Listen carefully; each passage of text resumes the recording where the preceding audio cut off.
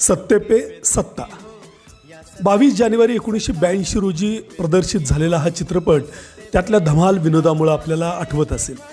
7 भाऊ ग्रामीण ढंगाचे आणि नंतर त्यांचं झालेलं परिवर्तन, त्यांच्या 7 जोड्या आणि अमिताभ आणि हेमा मालिनीचा सुंदर असा अभिनय, यातली आर डी बर्मन यांनी संगीतबद्ध केलेली सुंदर गाणी, या सगळ्यासाठी सत्ते पे सत्ता आपल्या लक्षात नक्कीच राहिला असेल.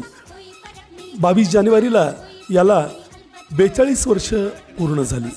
यातली सगळीच गाणी बिनाकामध्ये चांगलीच वरचढ ठरली.